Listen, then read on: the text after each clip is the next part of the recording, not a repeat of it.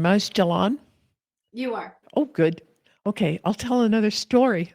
And this one's about a guy on the East Coast, and he had a bad storm in his area, and it blew this giant pine tree down on the road, and just whoom, just covered the road so no cars could go past or anything.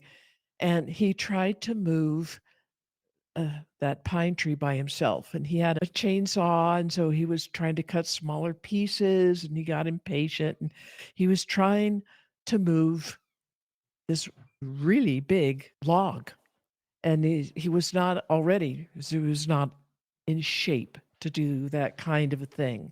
But you know how these guys are when they get a little older and they haven't kept up with their exercises and stuff, but they still think they're 20 and they can muscle what they can do with their body. And he slipped some discs. One in particular was really bad, totally slipped like it squirted right out of the vertebrae, popped, and it was in pieces, and its contents is very thick liquid. And so it was like oozing and dripping out down the spine. And there were shards of this that were threatening to poke into the spinal cord. And he was in incredible pain. He couldn't do anything, move, nothing. And so I got to working on him, and he was working with his Jewish doc, his Jewish doctor friend. And the doctor, he got really brave. He told his doctor about me and the bowl and these healings. And his doctor was really into it, which was really shocking because most of them are not. But being a very traditional Jewish man, the surgeon, if he ever had trouble, really bad trouble, he always went to his rabbi and had them do these energy healings, psychic healing. There's some Jewish tradition with psychic healing. So he really believed it and he understood it. And I described the pictures that I saw when I was working on him about his spine and where the pieces were and the threatening piece and the goop. And as I was working on it, I was getting the pieces to come back up and the goop to come back up and get all back together again and not be threatening anymore and starting to seal up. And normally they would not seal up back together.